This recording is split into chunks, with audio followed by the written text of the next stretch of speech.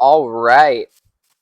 Hello, hello, hello. So, I am house sitting for someone right now, and I feel bored and lonely. So I decided I want to play some Minecraft, and what better way to play Minecraft than to share it with your friends? And if you're watching this, you're my friend. So feel free to sit back and relax and enjoy this video.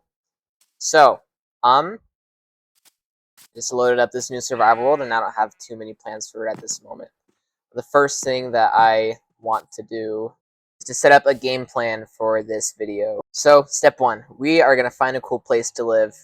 Then we are going to build the best house that any of you have ever seen. And then after that we're going to spend some time to get resources, just get, rich, got to get that hustle. Yeah. So what I wanted to do with this little series is I just wanted to just chat, just have a conversation with you all while I play some Minecraft. It's one of my favorite things to do.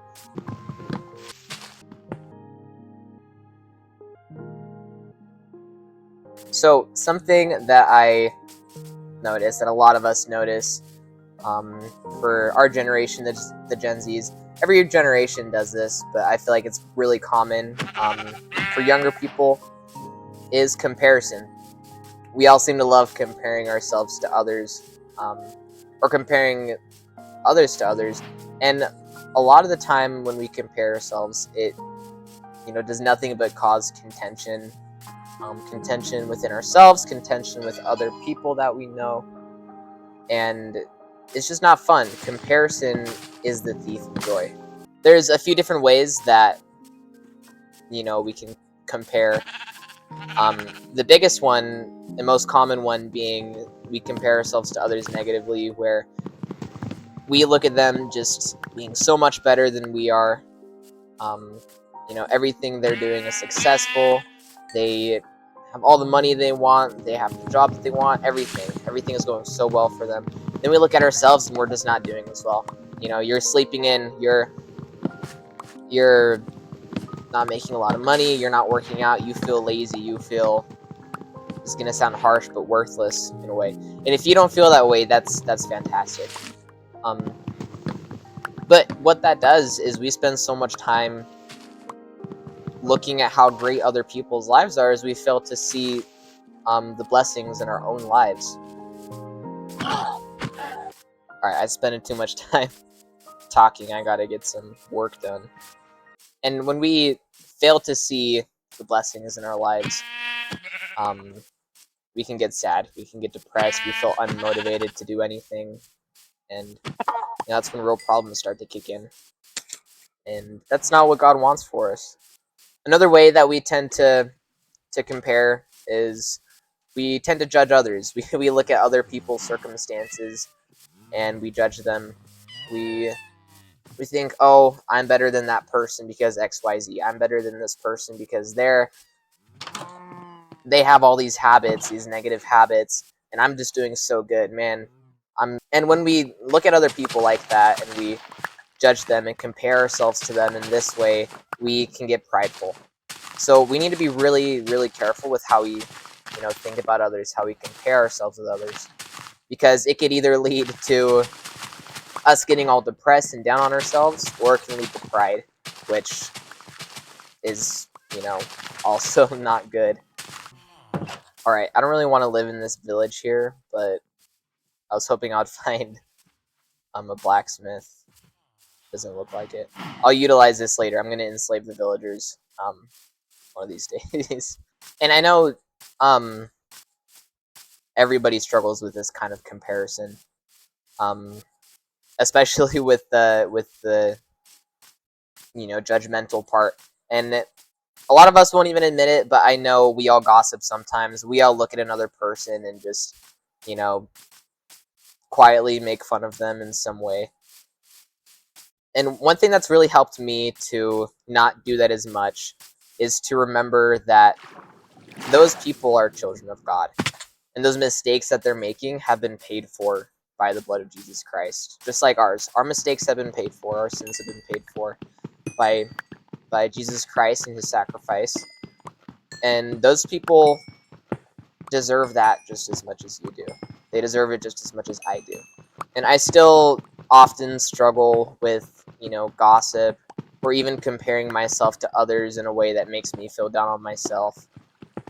And when you compare yourself to others in a way that makes you feel down on yourself, I want you to remember that Christ also died for you, for who you are, for the mistakes that you've made, um, so that you can have that chance to be better. Gotta cook some food here. I'm not. I haven't been focusing on that enough.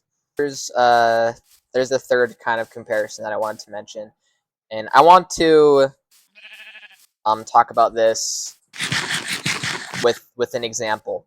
So I recently returned from an LDS mission a few months ago, which was an incredible experience. I loved every single bit of it. At the end of Towards the end of a mission, you have a lot of time. You have a lot of time to make plans and set goals for what you want your life to be afterwards.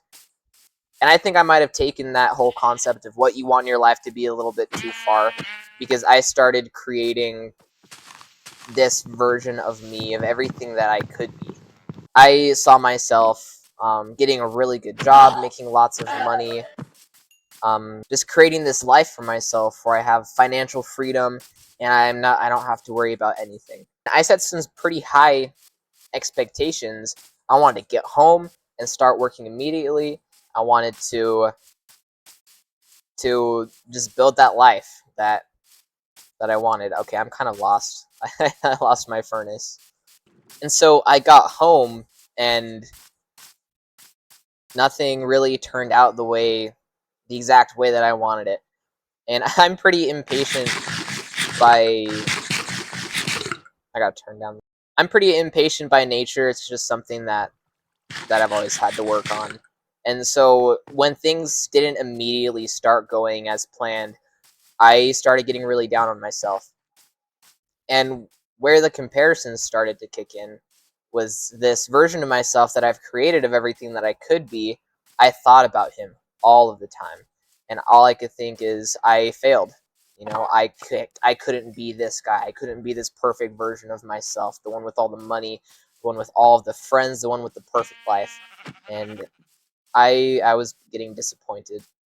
And I look at that as the worst kind of comparison, because not only are you comparing yourself, but you're comparing yourself to someone who doesn't even exist, and you're taking yourself for granted. Everything that you are, you're taking it for granted. You know what? I think I want to set up my base on that little island over there. I think that'd be pretty sick. Oh.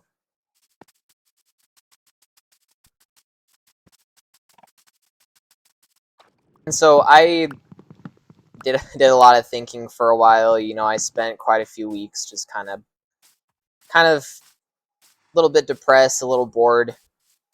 I wasn't getting exactly what I wanted right at that time. I was, very, like I said, impatient.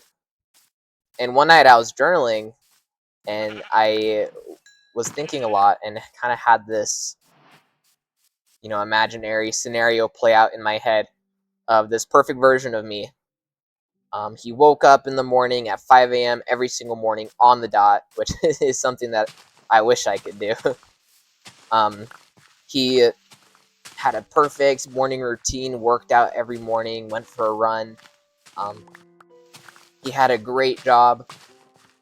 He would spend his evenings with his friends, hanging out with people that he loved every single day. And, he was so perfectly happy and there was nothing wrong with him. And then I looked at me, and oh, so terrible my life was. I wasn't getting exactly what I wanted, and I was really down on myself. I struggle with sleeping in sometimes. I'm not perfect with waking up early every morning. I don't have the exact job that I want. I don't get to hang out with my friends every single night. All right, I was thinking about I don't know how I want to go about this. Maybe like an island hut kind of thing. I gotta look up some pictures of this. I have no idea what to build.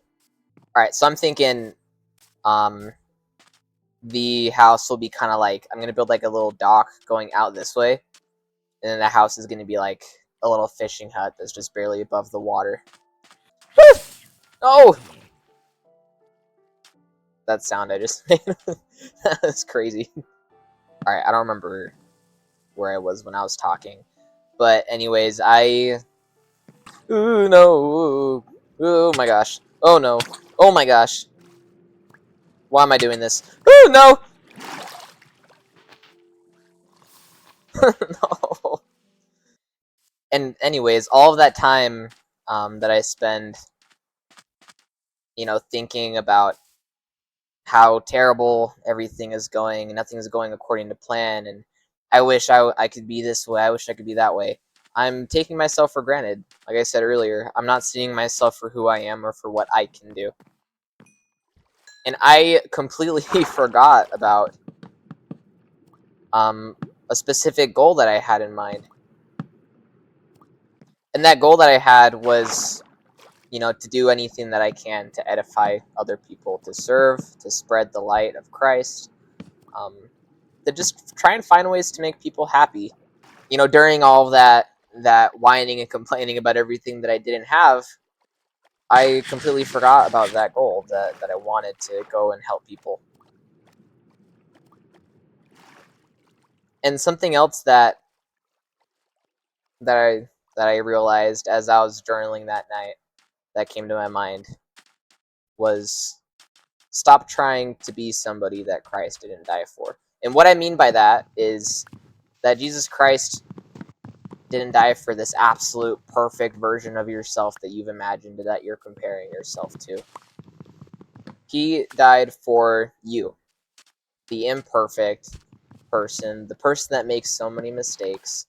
He died for your shame. He died for your guilt. He died for all those moments that you lie awake at night wishing you could be something more, because he loves you. He wants you to love yourself. He wants you to use the abilities that you have, to use them for good, to help others, to help yourself. He wants you to be happy.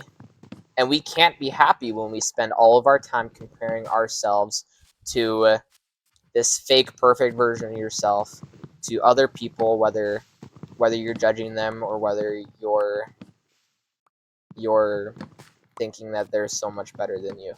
So anytime that comparison kicks in again, you can only think about how much you're not. I really want you to just cut that out, stop doing that, and start thinking about everything that you are. And not the bad things. I don't want you to think about the bad things. And if there's so many bad things that you just can't help but think about them, then think about ways that you can stop doing those things. Think about ways that you can be better, but don't do it in a way where you get down on yourself. And it's perfectly fine to imagine this great, amazing version of yourself and to have aspirations and to want to be better. I'm not saying that it's a bad thing to do that. But what I'm saying is that we need to stop spending so much time thinking about that and thinking about how we can never be that, and start doing everything that we can to be better. Start focusing on who you are now, what you can fix now, and how you can fix it. And do it in your own way. Don't push yourself too hard. Don't make yourself depressed doing it. Something that I like to do is to have weekly check-ins. Whenever I'm journaling, every Saturday night when I journal, I write down how my week went. I separate it into categories, like spiritual, physical, emotional. I can't remember them all off the top of my head, but then I just kind of evaluate how that went, and I set goals on how I can improve. Weekly accountability, checking in on yourself, and not comparing yourself to others is how you can improve. It's how you can find joy. It's how you can see others for who they are as well. Alright, so this is kind of the dock. It's going to extend a little bit more this way, but right here is where the house is going to be. It's not going to be too fancy, just like everything's just going to be oak pretty much. But it's going to look pretty nice. a good friend of mine once shared this quote with me. I don't exactly know where this quote comes from, so if any of you know what it's from, please let me know. I'd love to give credit to who deserves it. But he says that when you learn the power of what you do, you won't just do anything. No, I said that wrong. When you learn the power of your actions, you won't just do anything. When you learn the power of your words, you won't just say anything. When you learn the power of your presence, you won't just go anywhere. When you learn the power of your thoughts, you won't just think anything. And ever since he told me that, I always like to add, one little bit at the end, or just kind of combine it all into this one phrase that when you learn the power of your identity, which is who you are right now, you won't just want to be anybody. Your identity is so powerful. Who you are is so powerful. And we need to start loving who we are. We need to start trying to magnify who we are, magnify your abilities, your talents, your interests. Your interests are part of your identity, so don't be ashamed of them. Don't hide them. Do everything that you can in your power to excel at the things that you enjoy doing. And along the way, don't compare yourself to how good other people are at the thing you do. Because, one little piano lesson doesn't mean you have to perform in Carnegie Hall, but one tiny mistake doesn't completely disqualify you from it either. You don't have to be perfect at everything you do just because somebody else is. And I don't really have much else to say about this topic, to be honest. I just want to finish this off by saying that when you stop comparing yourself to others, you are setting yourself up for a much happier life. And I know that you can find so much happiness, you can help others find happiness. But for now, I'm just going to finish building this house.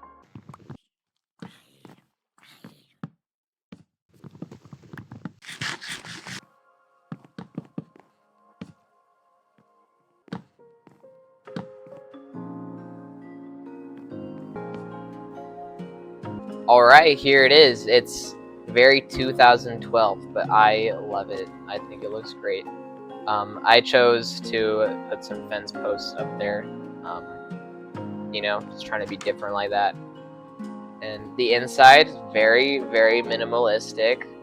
We'll definitely need to get some furniture in here pretty soon, but I like it. I think it's very cozy, good starter base. We're going to do some very great things in this world. If you have anything to add with what I was talking about, feel free to comment it down below. If you like this content, feel free to like and subscribe. There's going to be more videos like this coming your way. And if you have any suggestions, anything you want to see, just let me know. I am open to suggestions. But yeah, see you next time.